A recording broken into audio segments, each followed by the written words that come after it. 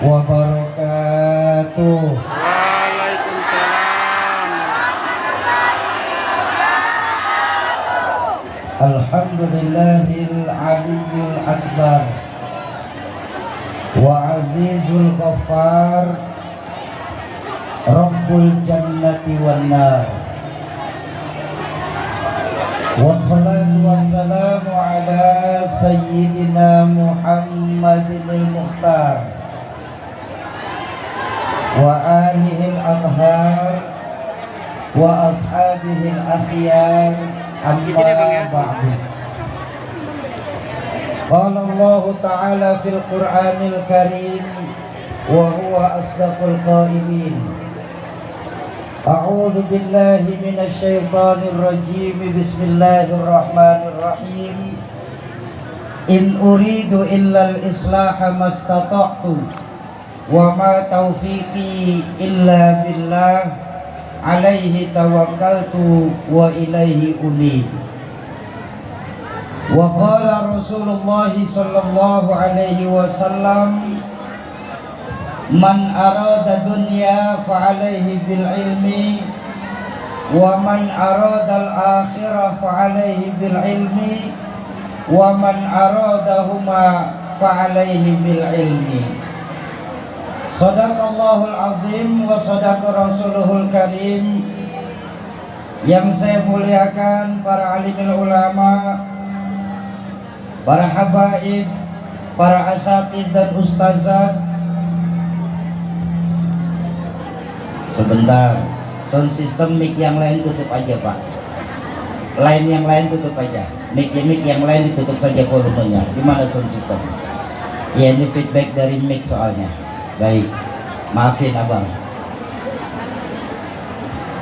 Yang saya muliakan para alimul ulama, para asatiz dan ustazat, para hujjaj, para sepuh dan bini sepuh di Pematang Siantar, segenap pengajar majelis-majelis taklim dan pondok pesantren se-Pematang Siantar, wabil khusus untuk orang tua saya Al-Mukarram Abuya Haji Lubis. Ada orang tua saya Al-Mukarram Abuya Haji Ridwan Syah yang tadi sudah membacakan ayat suci Al-Quran, Al-Mukarram Ustaz Muhammad Yarham. Saya punya orang tua Umi Dr. Anda Hajah Rosmawati Harahap. Saya punya Umi Hajah Ernayati Saragi. Semoga Allah tetapkan iman dan Islamnya dalam rangka menjaga semangat agama, khususnya di Pematang Siantar tercinta kita ini. Amin ya Rabbal.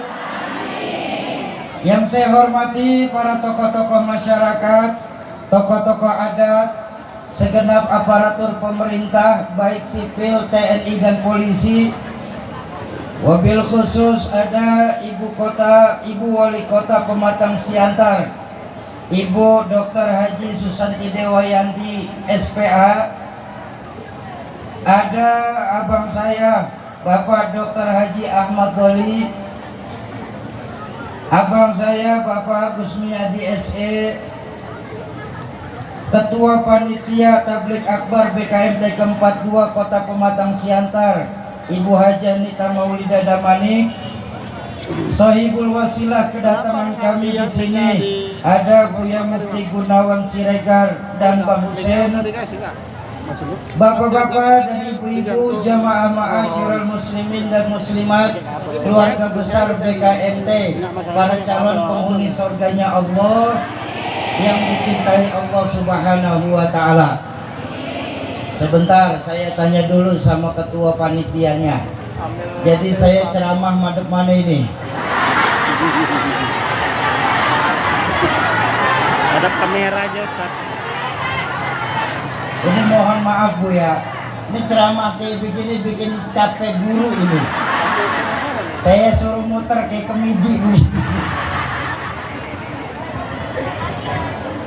Alhamdulillah sore hari ini saya bisa hadir di sini untuk membuat satu peristiwa yang terjadi puluhan tahun yang lalu. di mana saya punya orang tua Rahmatul Abror Ki Zainuddin MZ. Beliau juga sempat hadir di lapangan tercinta kita ini. Jadi istilahnya saya mah datang ke rumah sendiri. Ya, namanya datang di rumah sendiri nggak etis kalau ceramah. Makanya saya ngomong cuma sebentar saja. 15 menit selesai. Hah? Sebentar, Umi, sampai jam berapa kita pengajian? Jam 6. Baik, baik. Sanggup?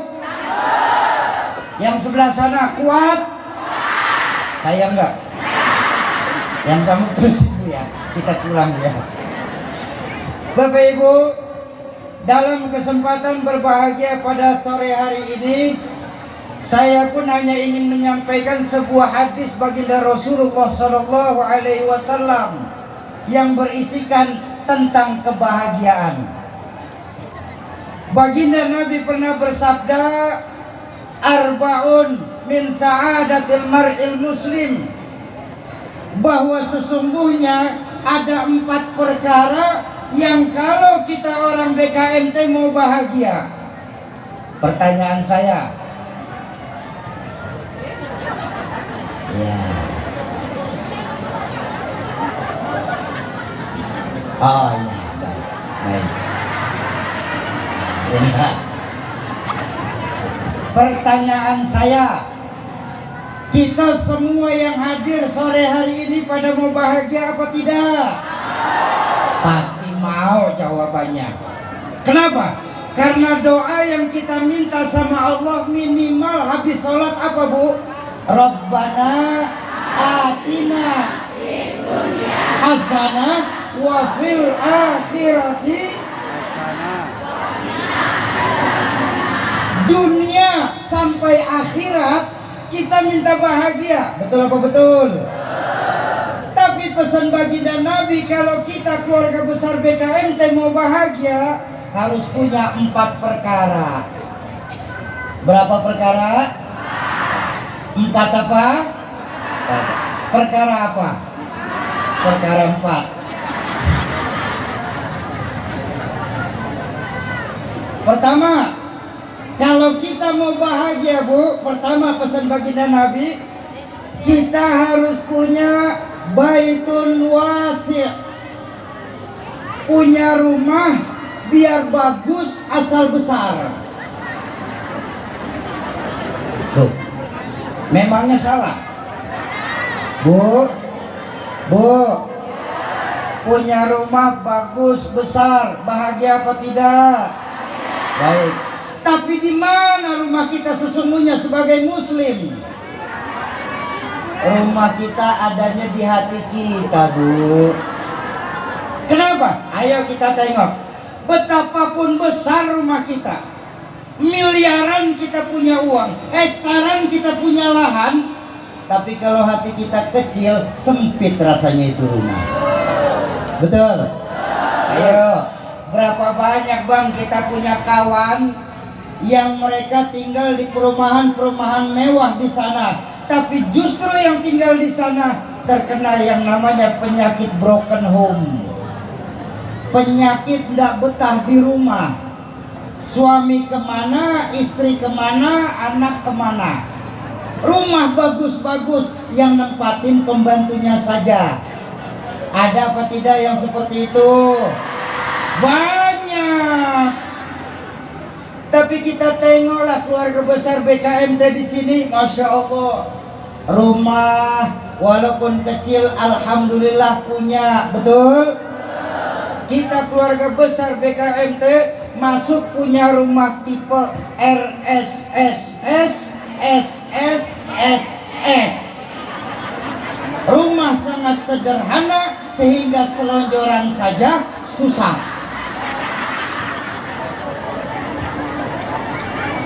Tapi, nah ini masalahnya. Karena kita keluarga besar BKMT ini hatinya luas, saya yakin besar rasanya itu rumah Bu. Betul? Di rumah antara suami, istri dan anak masih bisa bertukar cerita. Di rumah masih ada yang membaca Al-Quran. Di rumah masih ada yang bersenandung sholawat. Di rumah di sepertiga malam terakhir masih mau bangun untuk menghidupkan sholat sunat tahajud. Betul? Yakin saya besar rasanya itu rumah. Bu, saya tahu suami ibu nih sering bangun tengah malam. Ngapain?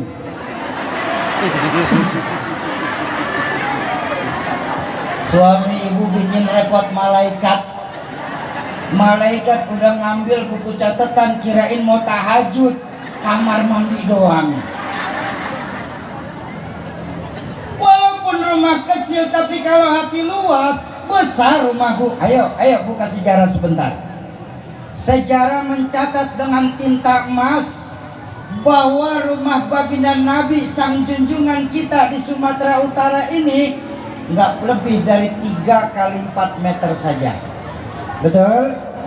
Tapi tengoklah keluar dari rumah 3 kali 4 meter tersebut, baginda Nabi mengeluarkan hadis yang luar biasa. Apa? Baiti jannati, rumah tanggaku laksana surga bagiku. Kenapa? Hati baginda Nabi luas. Betul? Ini yang celaka, kadang kita di Siantar ini sudah rumah ngontrak, hati sempit. Kiamat namanya itu. Itu kata umi saya almarhumah Ustazah Tuti Alawiyah, itu terkena 2 penyakit SMS. Senang melihat orang susah, susah melihat orang. Itu orang kalau kena 2 penyakit ini umi, insya Allah nggak bisa gemuk. Bener-bener ini. Ayo, lihat orang senang susah, ngelihat orang susah senang. Suami pulang kantor masih keringetan, capek, istri laporan, Pak, bang tetangga beli TV, kita kapan? Meriam. Tidak diapa-apain tuh, meriam aja tuh. Dibawa ke 24 jam. Sampai 24 jam dapat WhatsApp, kawannya ganti hot motor, diimpus. Baru mau masuk impusan dapat kabar lagi kawannya beli lahan, mati. Tersiksa oleh perasaan. Makanya baginda Nabi mengajarkan, kalau kita mau bahagia di Pematang Siantar, kalau kita mau bahagia di BKMT ini, kita harus punya hati yang luas, merasa cukup dengan apa yang Allah berikan kepada kita, nggak mudah ngiri atas apa yang sudah Allah berikan kepada orang lain. Ngiri ini penyakit bahaya, ya Bu. Ngiri ini penyakit bahaya. Itu baru ngiri. Coba nganan. Ayo deh. Makanya kalau Bapak Ibu ingat dulu ucapan orang tua saya, Bu ya, Rahmatul Abror Ki Zainuddin MZ, beliau pernah ngajarin begini, bahwa sesungguhnya kata beliau ada 2 amal yang sama Allah nggak pernah kasih tahu timbangan pahala dan dosanya. 2 amal ini Allah nggak pernah kasih tahu seberapa besar timbangan pahala dan takaran dosa. Tapi kita di Sumatera Utara sering terjebak dalam 2 perkara ini, menyepelekan bahkan berani mengecilkan 2 amal ini. Bu, tenang Pak, kalau kita kan minoritas Pak. Kalau minoritas mah CS kita. Mereseh nih, yang gak diajak ngomong dia ngomong sendiri lagi. Bu, ada 2 amal di mana 2 amal ini Allah nggak pernah kasih tahu seberapa besar dosa dan timbangan pahalanya. Tapi kita keluarga besar BKMT justru sering terjebak dalam menyepelekan, mengecilkan, bahkan berani menyia-nyiakan 2 amal ini. Apa 2 amal ini? Pertama, diajarkan orang tua saya, amalia yang tidak ada timbangan pahala. Apa? Puasa. Ini bentar lagi kita mau masuk nih. Maaf Bapak Ibu sekalian, saya minta maaf Abah, saya minta maaf Bu ya. Allah nggak pernah kasih tahu seberapa besar timbangan pahala puasa. Kalau ibadah-ibadah lain Allah kasih tahu timbangannya. Sholat berjamaah 27 kali lebih baik daripada sholat sendiri. Betul? Makanya ibu-ibu kadang-kadang suka maksa suami untuk sholat berjamaah. Betul? Sedekah jelas timbangannya. Man jaa bil hasanah falahu asyru amsalihha. Siapa yang berbuat satu kebaikan, Allah pasti ganti dengan 10 kali lipat. 1 berbalas 10. Makanya ibu-ibu masih mau ikut sedekah, betul? Nih saya tanya nih, tadi ada kotak sedekah lewat kan ya? Ada nggak tadi lewat? Belum ada? Belum ada. Nih Pak, Bu, kita walaupun cuma 2.000 kita masih mau masukin kotak. Kenapa? Timbangannya jelas. 1 berbalas 10. Haji jelas timbangannya haji. Apa pahala haji mabrur? Laisa jazaun illal jannah. Tidak ada yang namanya pahala haji mabrur balasannya kecuali langsung dimasukkan ke dalam surga tanpa perhitungan lagi sama Allah. Makanya ayo kita lihat, banyak dari kita yang mau mengeluarkan duit yang tidak sedikit. Antri sekian tahun, betul? Begitu berangkat haji, emang enak orang pergi haji Bu? Nggak enak orang haji. Masih harus berdesak-desakan dengan jutaan manusia di tanah suci. Betul? Tapi kok kita mau pergi ke sana? Karena timbangannya jelas, langsung masuk surga tanpa perhitungan. Tapi ketika bertemu puasa, Allah nggak pernah kasih tahu seberapa besar pahala puasa. Dalam hadis qudsi Allah hanya mengingatkan, asyamu li wa anna azibih. Puasa itu untukku dan aku yang akan membalasnya. Betul? Makanya Bu, maaf. Berapa banyak dari kita Pak di Sumatera Utara ini Pak menjadikan ibadah Ramadan nggak ubahnya layaknya sebuah pertandingan. Puasa kita di Pematang Siantar ini sudah dibaca sama baginda Nabi hampir 15 abad yang lalu. Apa sabda beliau? Kam min shaimin.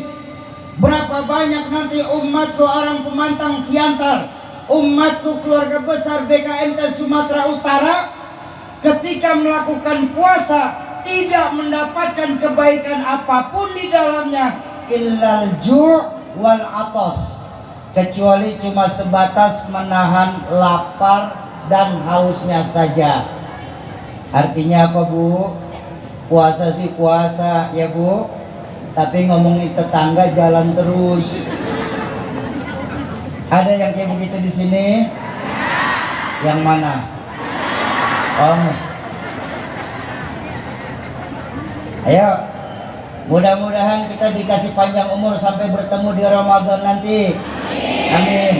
Cuma saya mau pesan, boleh saya pesan? Ini pesan untuk diri saya pribadi pada khususnya. Kalau memang kita dikasih berjumpa dengan Ramadan yang akan datang, ayo kita jadikan Ramadan yang akan datang sebagai 2 perkara dalam kehidupan kita. Apa? Pertama, jadikan Ramadan yang akan datang ketika Allah kasih kita panjang umur sebagai Ramadan terbaik yang kita lakukan. Kok begitu Syauki? Memang selama ini kami puasa nggak baik. Gini, makanya tadi sempat saya bilang, kita di Pematang Siantar ini, kita di Sumatera Utara ini masih menjadikan ibadah Ramadan seperti pertandingan. Berasa apa tidak? Ayo kita lihat deh. Kalau ibu-ibu, bapak-bapak lihat pertandingan, minimal di pertandingan itu kan ada 4 babak. Penyisihan, per-8 final, seperempat final, semifinal dan final. Ya. Awal Ramadan namanya babak penyisihan. Di mana babak penyisihan semua tim turun ke lapangan, semua ikut bertanding. Makanya kita lihat di kota Pematang Siantar ini Bu Wali, Ya, awal Ramadan masjid-masjid nggak kuat nampung jamaah, full house. Kenapa? Babak penyisihan.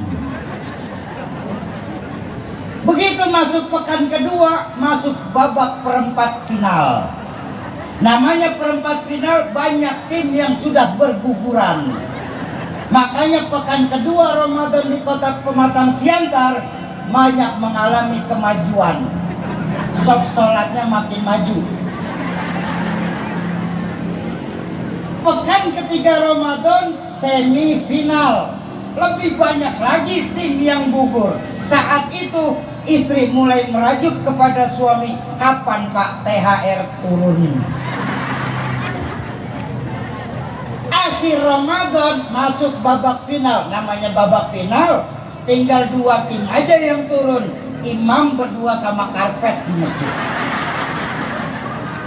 Kita umat Islam asik tawaf di pasar, Pak.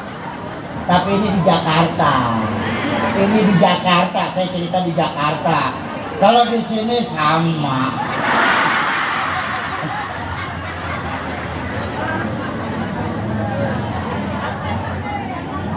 Ayo kita jadikan Ramadan esok sebagai Ramadan terbaik. Setuju? Yang kedua, kenapa kita harus jadikan Ramadan besok? Yang kedua alasannya, ya, kenapa saya berpesan? Yang kedua, jadikan Ramadan esok sebagai Ramadan terakhir yang kita lakukan ini. Serem benar si Syauki. Kenapa harus Ramadan yang terakhir? 2 juga alasan yang kedua. Pertama, supaya timbul kekhusyuan kita, Umi, saat menikmati indahnya Ramadan. Ya, supaya timbul kekhusyuan. Karena di mana-mana, Pak, Bu, orang kalau ingat mati sholatnya pasti benar. Ya, makanya baginda Nabi mengajarkan, bekerjalah untuk duniamu seolah-olah kau hidup selamanya. Tapi bekerjalah untuk akhiratmu seolah-olah kau mati besok. Kerja untuk dunia, untuk hidup selamanya. Supaya apa? Timbul semangat kerja kita untuk membesarkan BKMT. Betul? Tapi kalau saat sholat, berpikirlah besok kita bakal mati. Supaya apa? Timbul kekhusyuan kita dalam melakukan sholat. Itu yang pertama.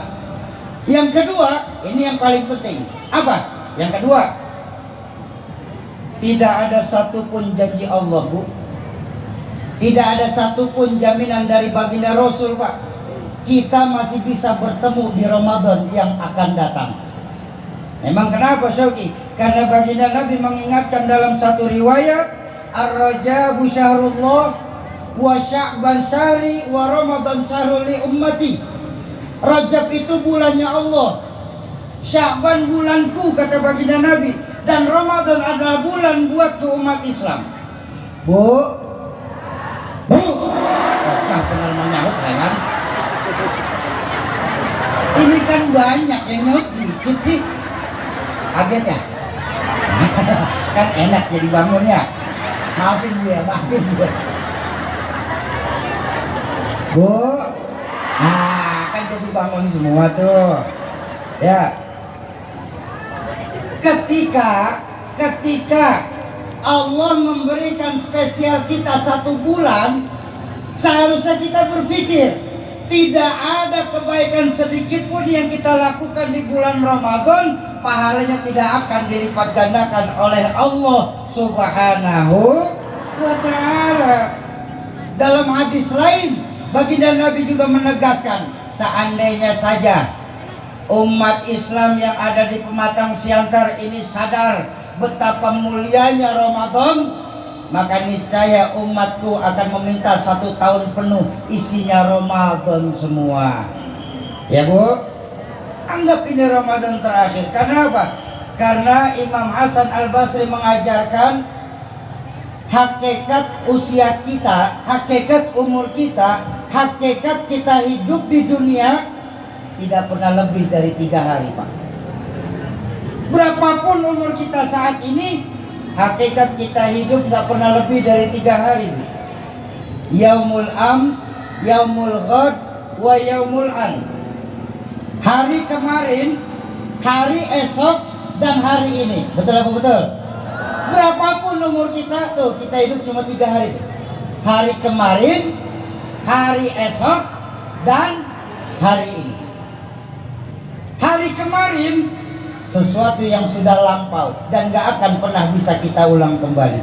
Betapapun kita ingin mengulang kejayaan masa lalu. Betul?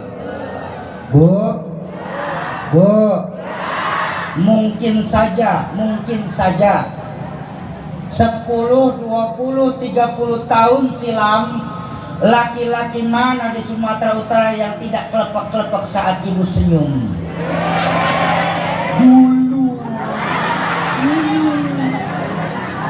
Iya, walaupun sekarang tetap kelepek-kelepek, langsung mati. Ini maaf. Bu, kalau nggak percaya nanti sampai rumah bercermin. Saat bercermin, maafin Bu ya, saya jadi belakangin, saya minta maaf. Saat bercermin, tengoklah apa yang berubah dalam wajah kita. Masya Allah. Bu, dulu senyum ibu indah dipandang dengan gigi putih berseri rapi.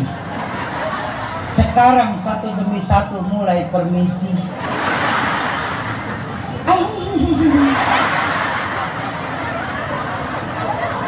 Betul?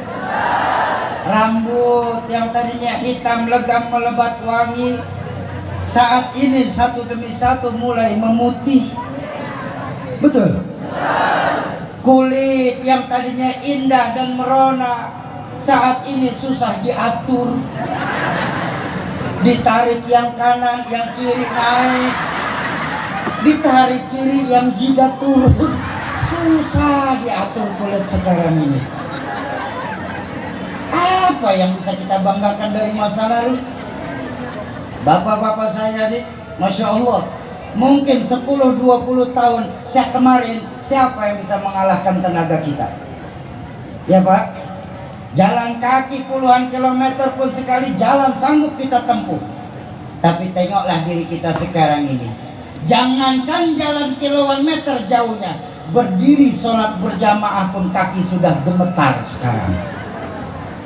Apa yang bisa dibanggakan dari masa lalu? Masa lalu tinggal kenangan dan gak akan pernah bisa kita ulang kembali.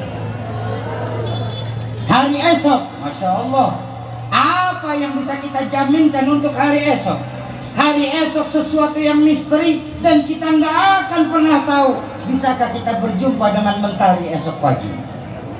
Ya Bu, jangan nunggu matahari besok kelamaan. Kalau ada ibu-ibu yang berani menjamin dirinya 2 jam ke depan masih hidup, coba angkat tangan. Ada? Ada? Lalu kenapa untuk berbuat kebaikan harus menunggu esok hari? Makanya yang diajarkan Imam Hasan Al-Basri apa? Yang terbaik adalah hari ini. Mumpung roh belum berpisah dari jasad, mumpung ladang amal masih banyak yang bisa kita tanam, mumpung pintu taubat pun masih terbuka lebar-lebar, ayo kita siapkan perbekalan kita untuk pulang kepada Allah. Inilah yang terpenting. Tuh, yang pertama ya, Ramadan.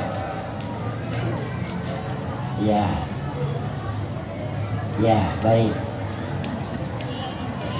Bapak Ibu jamaah ma'asyiral muslimin dan muslimat, para calon penghuni surganya Allah yang dicintai Allah Subhanahu wa taala. Tuh, yang pertama, Ramadan, amalia yang tidak pernah Allah kasih tahu timbangan pahalanya. Tapi kita secara jujur sering melakukan perbuatan sia-sia di dalamnya. Itu yang pertama. Kita jadikan Ramadan esok sebagai Ramadan yang terbaik dan sebagai Ramadan yang terakhir. Setuju? Itu yang pertama.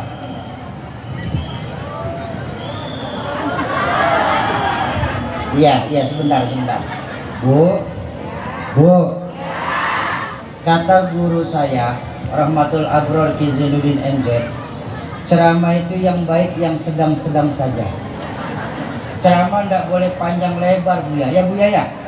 Kalau terlalu panjang kesian ibu-ibu, Kalau terlalu lebar, kesian nanti bapak-bapak. Ceramah di mana-mana pikirannya. Orang lagi ngomongin ceramah. Dasar parno semuanya.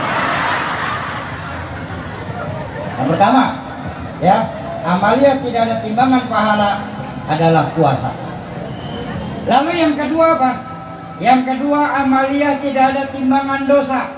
Ini juga kita sering terjebak, Pak, Bu. Apa Syauki? Kufur nikmat. Hati-hati, Pak. Kalau dosa-dosa lain Allah kasih tahu timbangannya. Khomer jelas timbangannya. Zina, maaf, zina itu jelas Pak timbangannya. Bu,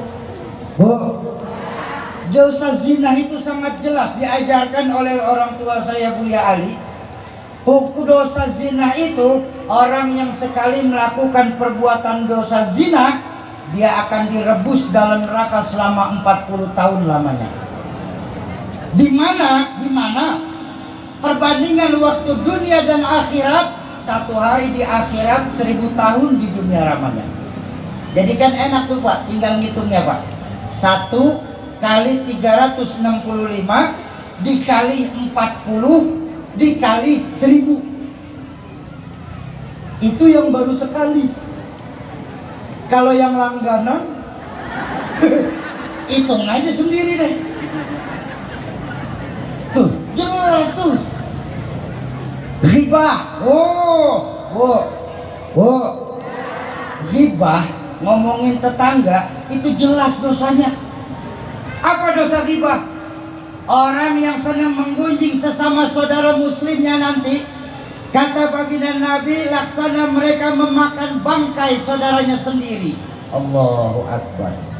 Bapak Ibu, kita semua tahu, kita umat Islam dalam fikih, jangankan makan bangkai manusia, makan bangkai hewan saja, kalau tidak ada sifat darurat, haram hukumnya. Betul. Dan ketika bertemu dengan hukum haram, maka sudah pasti masuk neraka.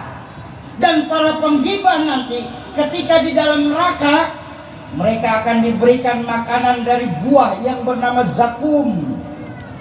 Buah zakum itu buahnya kecil, tapi durinya keluar.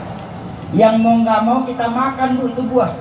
Loh, Soki memangnya nanti di akhirat kita akan merasakan kelaparan. Ada 3 tempat di mana nanti ruh dan jasad Allah akan satukan lagi. Jadi bukan cuma 1 tempat Allah satuin ruh dan jasad, ada 3. Pertama, alamul butun, tempat pertama kali ruh dan jasad disatukan.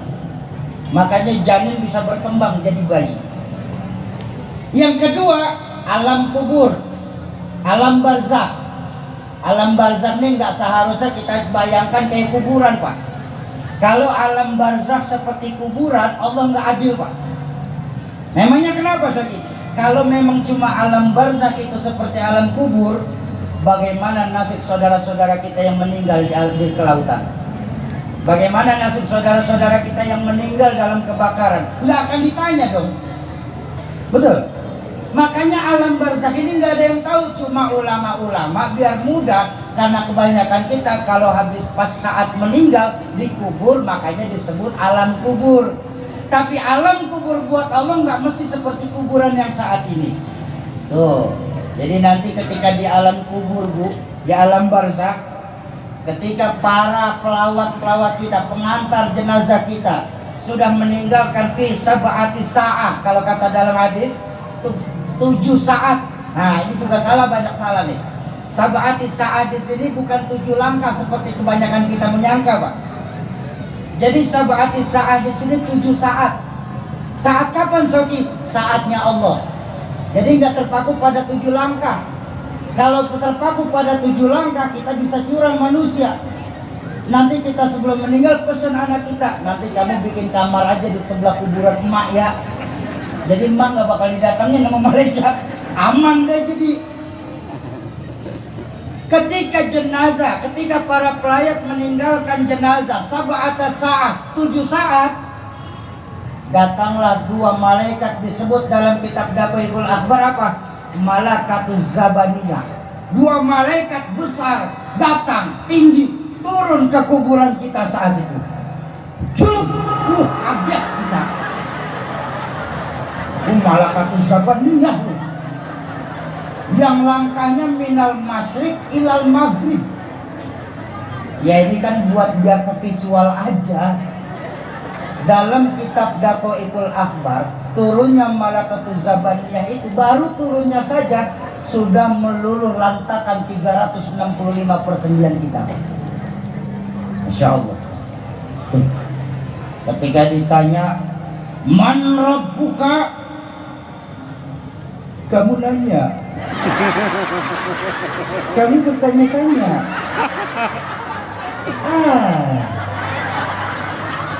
Kayak begitu malaikat Zabaniyah gemes bener tuh Pak. Tuh yang kedua.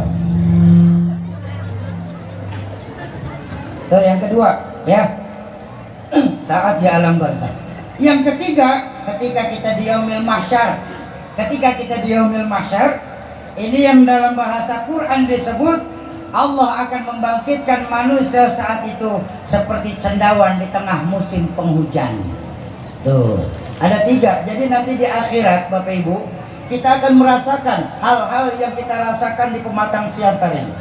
Kita merasakan ketakutan, kita merasakan kepanasan, kita merasakan kedinginan, kita merasakan kelaparan, dan ingat, siksa kubur nggak ada jam istirahat. Semua begitu kita diberikan makan dari zakum, tenggorokan kita hancur, tenggorokan berantakan. Dibalikkan lagi oleh Allah, dimasukin lagi buah zakum, hancur lagi, nggak ada jam istirahat nanti di neraka bu. Kalau di neraka ada jam istirahat lumayan. Jam 12 malaikat rahmat kleneng. Woi penghuni neraka, siksaan istirahat.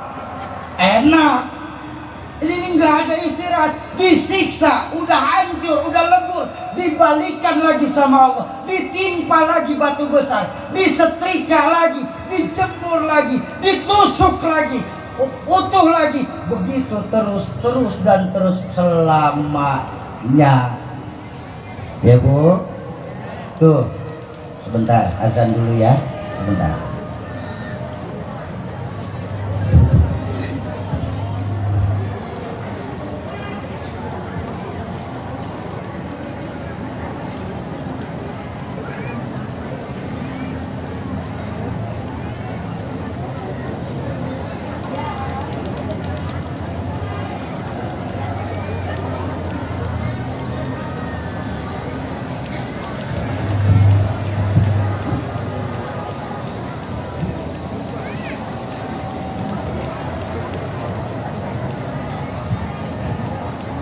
Bapak Ibu jamaah ma'asyiral muslimin dan muslimat yang berbahagia, satu hari Tuan Syekh Abu Yazid Al-Bastami ketika sedang mengajar, terdengar sayup-sayup suara azan. Beliau berhenti sebentar, lalu beliau nggak lama melanjutkan kembali pengajarannya. Lepas mengajar, ada santrinya yang protes. Tuan Syekh, ya, bukankah sholat di awal waktu itu pahalanya besar Tuan Syekh? Tuan Syekh Abu Yazid Al-Bastami tersenyum. Beliau berkata lewat makolanya, yang kita lakukan sekarang ini pun pahalanya tidak akan kalah dengan sholat berjamaah di awal waktu. Jadi maksud saya Bu ya, saya bikin pagar dulu. Jangan sampai nanti ada orang lewat, itu Syauqi gila tuh. Asar bukannya berhenti sholat dulu. Enggak, maksud saya acara kita terusin dulu sebentar lagi, nanti kita akan sholatnya kita akhirin. Setuju apa tidak? Demi kesempurnaan acara, maka sholat asar kita mundurin sebentar. Setuju? Baik, alhamdulillah. Bapak Ibu jamaah ma'asyiral muslimin dan muslimat, Pak yang murah bahagia, tuh ya, ghibah jelas timbangan kok dosanya. Tapi ketika bicara kufur nikmat, Allah nggak kasih tahu seberapa besar dosa kufur nikmat ini. Karena dalam Al-Quran Allah hanya mengingatkan kepada kita apa? La in syakartum la azidannakum. kalau kau bersyukur, aku akan tambah nikmatku. Betul? Wala in kafartum, tapi apabila kalian kufur akan nikmat-nikmat yang aku berikan. Keluarga besar BKMT, ingat baik-baik, inna azabi lasadid, sungguh azabku sangat pedih adanya. Allah nggak kasih tahu Bu seberapa besar pedih azab Allah tentang kufur nikmat. Ya Bu, apakah lebih hebat dari zina? Di mana dosa zina tadi 40 tahun kita direbus dalam neraka, atau jauh lebih ringan daripada ghibah yang diberikan bonus sama Allah makanan dari buah yang bernama zakum? Kita nggak tahu. Makanya boleh saya tanya, Bu, boleh saya tanya, keluarga besar BKMT, saya tanya, lebih banyak mana dalam kehidupan kita, syukur atau kufur? Nggak kompak. Saya tanya lagi, lebih banyak mana kita dalam kehidupan ini, syukur atau kufur? Yakin? Masya Allah, Ibu Wali luar biasa keluarga besar BKMT. Benar yakin banyak syukurnya? Mau tahu? Mau tahu kita banyak syukur apa enggak? Mau tahu hitung-hitungannya? Buya, saya lagi senang hitung soalnya Buya, minta maaf nih. Karena saya belajar sebuah makalah, hasibu qabla an tuhasabu. Biasakan kita ngitung amal kita sendiri sebelum nanti Allah yang menghitung amal kita. Kenapa? Ketika Allah yang sudah menghitung amal kita, nggak akan ada celah kita untuk lolos dari hitungannya Allah. Makanya biasakan kita, hitungannya juga mudah hitungannya mudah. Begini, dari 24 jam yang Allah berikan kepada kita di pematang siantar siang hari ini, semua dikasih 24 jam kan ya? Betul? Ada di sini yang 22 jam, 23,5. Oke, 24 jam. Mulai dari bangun tidur sampai tidur kembali. Betul? Bahkan tidur itu sendiri bagian dari nikmat Allah. Bukankah sudah diulang-ulang dalam Al-Quran berpuluh-puluh kali? Fabi ayyi ala'i rabbikuma. Berapa banyak nikmat-nikmat Allah yang sudah sering kita dustakan. Oh, Syauki, kami yakin keluarga besar ini masih banyak syukurnya. Baik, begini Bu, dari 24 jam kita copot menjadi beberapa bagian.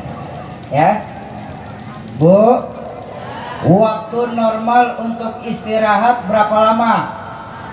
8 jam menurut ilmu kesehatan, betul? Lebih dari 8 jam namanya kebluk, kepulesan. Baik, 8 jam waktu normal. Buang 8 jam pertama. Pak, waktu normal untuk bekerja berapa lama Pak? 8 jam. Lebih dari 8 jam dihitungnya lembur. Betul ya? Ibu-ibu nih, kalau ngurusin rumah tangga lebih dari 8 jam pasti marah-marah bawahnya. Bener-bener ini. Karena waktu normal bekerja, apapun pekerjaannya itu cuma 8 jam. Baik, ini aja udah kelihatan Ibu. Ini udah kelihatan hitungnya. 8 jam pertama buat istirahat, 8 jam kedua untuk bekerja. Kan masih ada 8 jam terakhir. Maaf, saya minta maaf Pak, Bu, saya minta maaf. Kalau jangan bicara banyak syukurnya, mau impas saja, ya, mau imbang saja, seharusnya yang 8 jam kita maksimalkan buat ibadah kepada Allah. Tapi berapa banyak dari 8 jam kita gunakan untuk ibadah kepada Allah?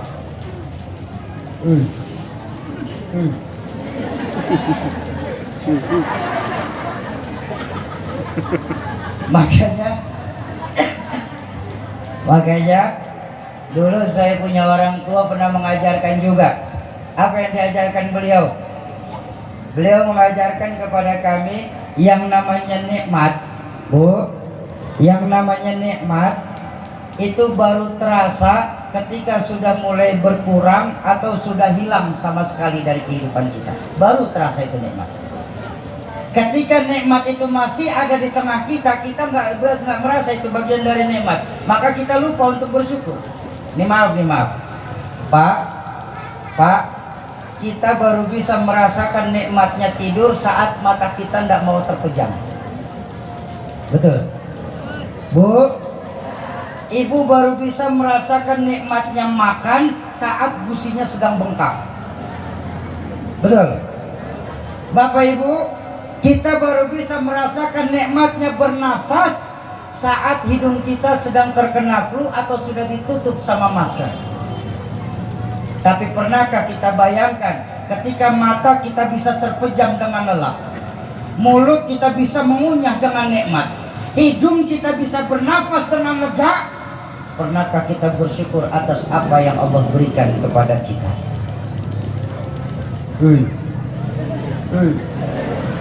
Yakin banyak syukur. Ayo kita mulai malam hari ini di momentum milad ke-42 BKMT. Kita mulai nanti malam ketika kita semua sudah naik ke tempat tidur kita masing-masing. Bapak Ibu sekalian, biasakan sebelum kita terpelelap, tanyalah kepada diri kita, bagaimana caranya? Wahai hati yang sering lalai, hari ini lebih banyak manakah syukur sayakah atau kufur sayakah? Kenapa? Karena salah satu tanda muslim bahagia, dia harus mempunyai hati yang luas. Bagaimana caranya? Lebih banyak bersyukur kepada Allah, merasa cukup atas apa yang Allah berikan kepada kita, tidak mudah ngiri atas apa yang sudah Allah berikan kepada orang lain. Itu yang pertama. Kalau kita mau bahagia, kita harus punya hati yang luas. Yang kedua, terakhir, kalau kita mau bahagia, pesan baginda Nabi apa? Yang kedua, kita harus punya zaujatun salihah. Kan ini konteksnya Nabi yang ngomong, ya. Apa zaujatun salihah? Punya istri biar cakep asal taat. Oh ya nggak apa-apa, ini memangnya salah. Pak, nih buat bapak-bapak saya pesan deh. Bapak kalau di rumah istrinya sudah cakep terus taat, itu kalau belum mati jangan dikubur, Pak. Bener-bener ini loh. Ini kan yang ada udah jelek merajuk terus, Pak. Tukar tambah aja, Pak. Mau ngapain lagi? Bu, nih di BKMT saya mau kasih oleh-oleh nih, Bu. Saya teringat sebuah riwayat dari Sayyidina Umar bin Khattab. Beliau pernah meriwayatkan setiap perempuan ini pasti bisa menjadi seorang istri, tapi tidak setiap istri sanggup dan mampu jadi pendamping untuk suaminya. Saya ulang lagi. Setiap perempuan pasti bisa menjadi seorang istri, tapi tidak setiap istri sanggup dan mampu jadi pendamping untuk suaminya. Makanya jujur deh Bu, saya nih Bu, Muhammad Syauqi nih, kalau saja di alam roh saya boleh milih, Fulan, lebih kerok, kau lahir ke dunia mau jadi laki-laki apa jadi perempuan? Saya milih jadi perempuan, Bu, dibandingkan laki-laki sekarang, Pak. Bener ini. Kenapa? Betapa Allah dan baginda Nabi sangat cinta dengan kaum perempuan. Bu, perempuan untuk meraih surganya Allah, modalnya nggak perlu banyak-banyak.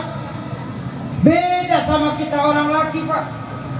Kita orang laki untuk meraih surganya Allah, syarat dan ketentuan berlaku. Perempuan nggak perlu banyak, cukup 4 dalam hadis baginda Nabi. Betul? Perempuan untuk meraih surganya Allah modalnya cukup 4. Apa? Idza shalat khamsaha wa shauma syahraha wa hafizat farjaha wa ta'at zaujaha fadkhulil jannah min ayyil bab. Bu, seorang perempuan yang apabila mereka sholat 5 waktu. Ibu sholat 5 waktu apa tidak? 1 sudah buyar, modalnya ketang.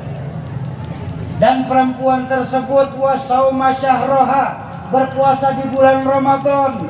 Ibu-ibu puasa Ramadan 2 sudah buyar, cepet kan? Dan perempuan tersebut wahafizut farjaha, menutup auratnya. Ibu-ibu kalau keluar rumah nutup aurat kan? 3 udah Pak.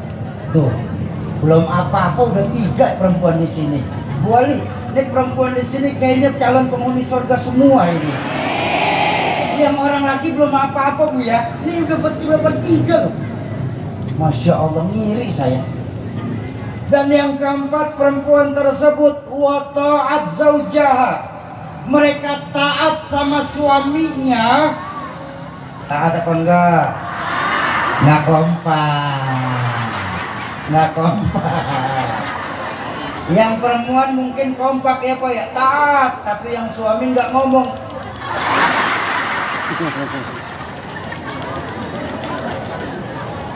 Bu, perempuan yang punya 4 modal tersebut, kata baginda Nabi apa?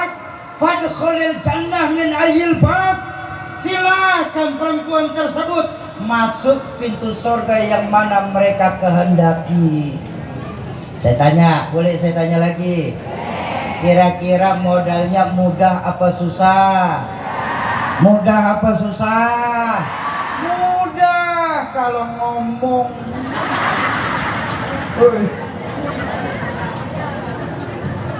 Bu, taat sama suami dalam Islam itu hukumnya selama tidak untuk bermaksiat kepada Allah. Makanya perempuan yang terbaik, istri yang terbaik dalam pandangan Islam, istri yang terbaik dalam pandangan Islam, mereka yang ikhlas dan ridho berapapun pemberian dari suaminya. Jangan pakai lihat-lihatan, di sini lihatnya. Ya Bu, istri yang terbaik dalam pandangan Islam, mereka yang taat dan ikhlas berapapun pemberian suaminya.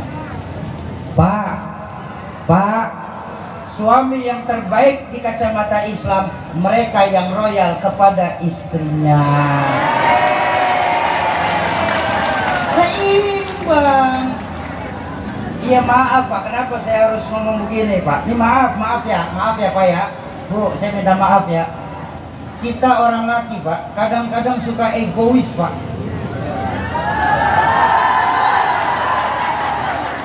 Nih Pak, kita orang laki tuh taunya ngasih duit doang.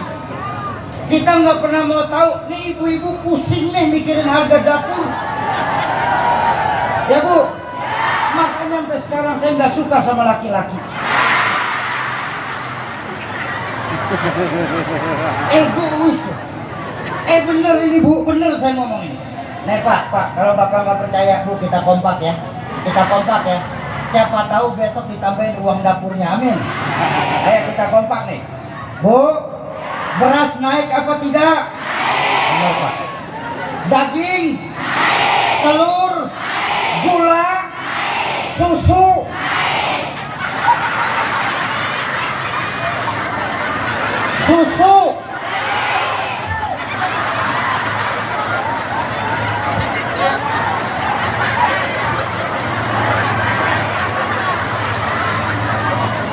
Ini harga nggak pernah kompak banget sih. Ini harga nggak pernah kompak nih. Mau bilang naik, begitu ngeliat ke bawah.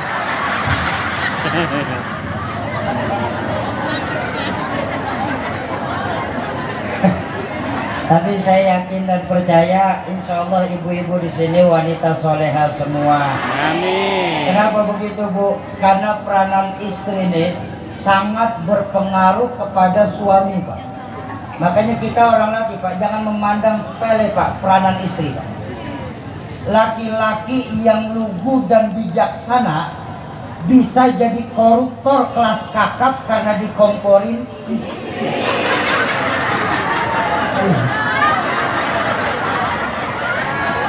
Loh ini ada kejadian Bu ya, ini ada kejadian ini. Satu hari saya punya kawan sama-sama penceramah, sama-sama biskota bu ya. Lagi ceramah biasanya kawan saya ini ceramahnya anak enak, halus, ngajakin zikir, ayo kita sholat, ayo kita baca Quran. Satu malam ketemu di acara Isra Mi'raj kemarin. Ceramahnya ini berapi-api. Ini salah, itu salah, ini salah, ini salah. Semua salah kan. Saya kaget. Ini tumben orang ceramahnya keras sekali. Lepas ceramah saya deketin. Saya bilang, "Bro, apa? Tumben ceramah kencang bener malam ini." "Ya." "Apa?" "Habis domelin Om Billy tadi di rumah."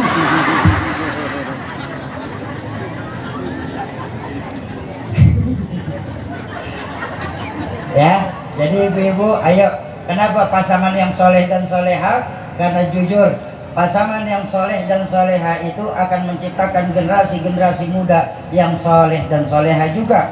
Karena baginda Nabi sendiri yang mengajarkan al-baitu madrasatul ula. Rumah itu pesantren pertama buat anak-anak kita, Bu. Jadi jangan pernah berharap kita punya anak yang soleh dan soleha, Umi, kalau kita sebagai orang tua enggak berlaku soleh dan soleha di hadapan anak-anak kita. Ya Umi ya. Mimpi Bu Wali, generasi-generasi muda kota Pemantang Siatar ini mempunyai generasi muda yang Qur'ani, sedangkan kita orang tua nggak suka baca Al-Quran di hadapan anak-anak kita. Dan maaf, jangan berharap BKMT di Sumatera Utara ini akan dipenuhi muka-muka pemudi-pemudi muslimah kalau kita sebagai orang tua saat ini nggak mau mengajak anak-anak kita masuk ke BKMT tercinta kita ini. Ingat, pepatah Arab pernah mengajarkan ma fil aba fi abna. Bapak kalong, anak kampret. Bapak nyolong, bocah nyopet. Fotokopi bagaimana asli. Jadi bagaimana anak kita, contohlah kita dari sekarang ini, ya Bu. Tapi sekali lagi saya hakul yakin, insya Allah perempuan di sini perempuan solehah semua. Amin ya rabbal alamin. Itu yang kedua ya. Iya bentar sih. Ya Umi enggak, sebentar nih. Saya kasih tahu dulu. Boleh saya kasih tahu ya? Bapak Ibu, Tuan Guru, saya minta maaf. Ceramah itu kerja berat Umi. Nggak percaya? Coba Umi lihat dari tadi nih ya. Kaki diri nahan bobot badan. Umi enak pada duduk. Ini tangan nunjuk terus nggak ngaso-ngaso. Otak mikir ngomong apa lagi saya. Mulut teriak, urat leher kenceng. Tenggorokan kering, perut keroncongan. Udah 1 jam yang dengerin terus. Ini jamaah BKMT yang bikin Ustadz cepat mati nih. Bercanda. Baik. Ya, ini yang kedua. Terakhir, yang ketiga apa? Kalau kita mau bahagia pesan baginda Nabi, kita harus punya misbahun munir, punya lampu yang terang. Apa lampu kita? Neon, lampu dunia. Patromak, cahaya dunia. Lilin, pelita dunia. Lampu yang kita butuhkan sesungguhnya adalah lampu dan cahaya yang nanti akan menerangi alam kubur kita. Misbahun munir di sini amalun katsir, amal yang banyak. Kenapa? Karena amal kita itu nanti yang akan dapat menerangi alam kubur kita, ya Bu. Makanya tadi saya bacain hadisnya, man arada dunya fa alaihi bil ilmi. Orang yang mau dunia pakai ilmu. Wa man aradal akhirah fa alaihi bil ilmi. Yang mau akhirat pakai ilmu. Wa man aradahuma fa alaihi bil ilmi. Dan mau keduanya pun harus pakai ilmu. Tapi Al-Quran mengajarkan kepada kita, walal akhiratu khairul laka minal, akhirat jauh lebih utama daripada dunia beserta isinya ini. Jadi ayo ibu-ibu istiqomahkan mulai sore hari ini di momentum ulang tahun ke-42 BKMT ini. Kita apa namanya, istiqomahkan diri kita guna untuk selalu hadir di majelis-majelis taklim yang ada di tempat kita. Setuju? Dan yang keempat, terakhir pesan baginda Nabi, kalau kita mau bahagia apa? Kita harus punya markabun syari', punya kendaraan biar baru asal kencang. Ya nggak apa-apa, baru kencang. Apa kendaraan? Alat transportasi. Tujuan kendaraan apa? Tentu memudahkan komunikasi. Artinya kita umat Islam kalau mau bahagia harus mempunyai pergaulan yang luas. Umat Islam bahagia nggak boleh macam katak di bawah tempurung, merasa besar sendiri, hebat sendiri, jago sendiri. Apa nanti kalau meninggal dunia dia akan jalan ngubur sendiri? Zombie namanya. Betapapun hebatnya kita tetap memerlukan orang lain dalam kehidupan kita. Ya Bu? Saya sore hari ini bisa enak ngomong begini Pak. Kenapa? Karena ada yang dengerin. Betul? Saling membutuhkan. Ibu bapak tenang duduk menghadap ke sini. Kok mau? Karena ada yang dengerin. Masing-masing kita saling membutuhkan satu sama lain. Betapapun hebat saya cepat bicara, 2 jam menggelegar, berkobar, membakar, tapi yang dengerin nggak ada. Hebat apa enggak?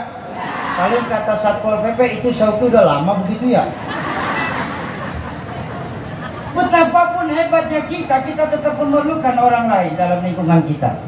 Atau sebaliknya, ibu bapak duduk tenang menghadap ke sini 4 jam lamanya. Di sini nggak ada apa-apa. Itu lebih serem, selapangan kesurupan. Apa yang mau kita banggakan dari diri kita? Dari diri kita apa yang mau kita banggakan, Bang? Harta yang banyak, jabatan yang berlimpah, titel yang panjang. Titel boleh panjang, Bang. Profesor, dokter, insinyur, SE, SH, NPD, PMP.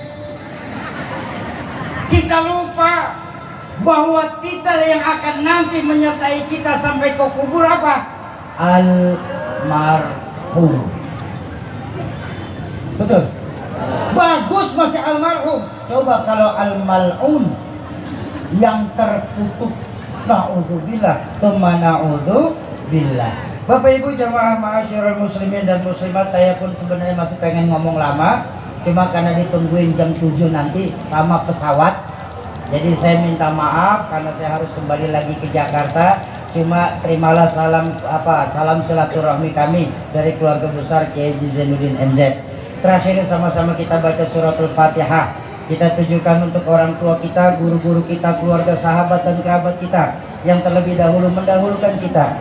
Khusus manijtama'ahun nabi sababihim kulluh. Suratul khas Al-Maghfur lahu umi hajati tuti alawiyah dan Al-Walid Kiai Zainuddin MZ. Semoga lewat keberkahan Fatihah yang kita bacakan, Allah ampuni segala dosa beliau-beliau. Allah lapangkan alam kubur beliau-beliau. Allah jadikan alam kubur beliau-beliau sebagai taman dari taman surga. Yang kedua, untuk kita semua, orang tua kita, guru-guru kita, keluarga, sahabat dan kerabat kita yang pada malam hari ini sedang kurang sehat. Semoga lewat keberkahan Fatihah yang kita bacakan dan keberkahan dari majelis ilmu yang kita duduki sore hari ini, sebagai penyebab apabila ada yang sedang sakit, Allah angkat segala penyakitnya, Allah sehatkan kembali jasmaninya, Allah kumpulkan lagi di tengah-tengah keluarga tanpa kurang satu apapun. Yang ketiga, untuk kita semua yang hadir di milad BKMT sore hari ini, sebuah makalah mengajarkan majelis ilmu majelis yustajabu fihi doa. Majelis ilmu, majelis tempat diangkatnya doa. Semoga lewat keberkahan Fatihah yang kita bacakan, keberkahan dari majelis ilmu yang kita duduki, keberkahan duduk bersama guru-guru kita sore hari ini, serta keberkahan dari yang membawa berkah itu sendiri, baginda Rasulullah Sallallahu Alaihi Wasallam, sebagai penyebab apabila ada yang sedang punya hajat, Allah percepat terkabul hajatnya, Allah gampangkan segala urusannya, Allah luaskan rezekinya, Allah mudahkan jalan usahanya. lewat keberkahan dari BKMT Allah jadikan anak keturunan kita anak keturunan yang soleh dan soleha, serta lewat keberkahan dari majelis ilmu Allah jadikan rumah tangga kita semua sebagai rumah tangga yang sakinah mawaddah warahmah. Ala hadhihi niyat wa ala likulli niyatin salihah wa ila hadratin Nabi Mustafa. Al-Fatihah. A'udzu billahi minasyaitonir rajim. Bismillahirrahmanirrahim. Alhamdulillahirabbil alamin. Maliki yaumiddin. Iyyaka na'budu wa iyyaka nasta'in. Ihdinas siratal mustaqim. Siratal ladzina an'amta 'alaihim ghairil maghdubi 'alaihim waladdallin. Amin. Kesimpulan di Milad BKMT ke-42. Kalau kita mau bahagia, tadi harus punya apa pesan baginda Nabi? Hati yang luas. Yang kedua, pasangan yang soleh dan soleha. Yang ketiga, amal yang banyak. Dan yang keempat, pergaulan yang luas. Di BKMT dari berbagai macam daerah di Sumatera Utara ini kumpul jadi satu. Ini kan namanya silaturahmi. Dan semua itu bisa dijalin dengan nilai-nilai iman kepada Allah. Kenapa? Karena intan paling mahal, mutiara paling berharga adalah nilai iman. Jadi jaga iman kita baik-baik sore hari ini. Tapi tolong Pak, jangan egois. Wariskan iman kita kepada anak keturunan kita nanti. Islam memang bukan agama warisan, tapi iman wajib kita wariskan. Tanamkan kepada anak-anak kita di rumah. Nah, zaman boleh berganti, tapi keyakinan jangan sampai mati. Masa silakan berubah, nah, tapi akidah jangan sampai goyah. Kenapa? Untuk iman kita hidup. Dengan iman saat ini kita semua sebagai orang tua sedang berjuang. Dan dalam iman nanti kita semua berharap bisa kembali ke hadirat Allah Subhanahu wa ta'ala. Kalau ada kalimat-kalimat saya yang salah, itu mutlak datangnya dari mulut saya yang bodoh ini. Sungguh saya yang berdiri di hadapan Bapak Ibu tidaklah lebih alim daripada Bapak Ibu yang duduk di hadapan saya. Mohon dibukakan pintu ridho dan maaf yang sebesar-besarnya. Juga kalau tadi ada kalimat-kalimat yang mungkin agak-agak kasar buat telinga Bapak Ibu sekalian, harap dimaklum adanya.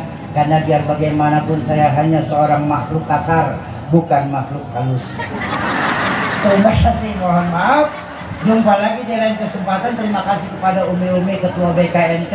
Terima kasih buat Ibu Wali. Terima kasih buat Bang Haji Doli, Bang Gus. Mudah-mudahan kita jumpa lagi. Usikum wa nafsi bitaqwallah. Assalamualaikum warahmatullahi wabarakatuh.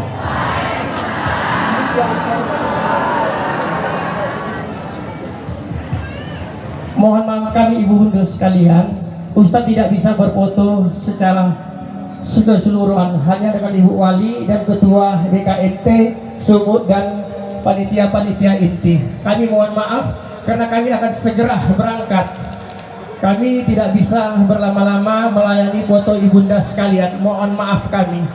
Bukan kami tidak mau, karena waktu Ustadz pesawat berangkat jam 6:30 malam. Insyaallah. Baik, terima kasih kami ucapkan. Demikian tadi tabligh akbar yang telah disampaikan oleh Bapak Ustadz Muhammad Sauki MZ dari Jakarta. Semoga apa yang telah disampaikan tadi dapat bermanfaat bagi kita semua. Amin amin ya rabbal alamin. Dan berhubung Bapak Ustadz tidak dapat mengikuti acara kita sampai selesai, dan di sini kami informasikan kepada Bapak Ibu kita masih ada acara lagi. Di sini kita masih ada acara tambahan, santunan kepada yatim dan duafah, dan juga pengumuman pemenang lomba dan pemberian hadiah oleh para dewan juri nantinya. Dan di sini sekali lagi kami informasikan bahwasanya kita masih ada acara lagi, acara tambahan santunan kepada yatim dan duafa yang nantinya akan diserahkan langsung oleh Wali Kota Pematang Siantar.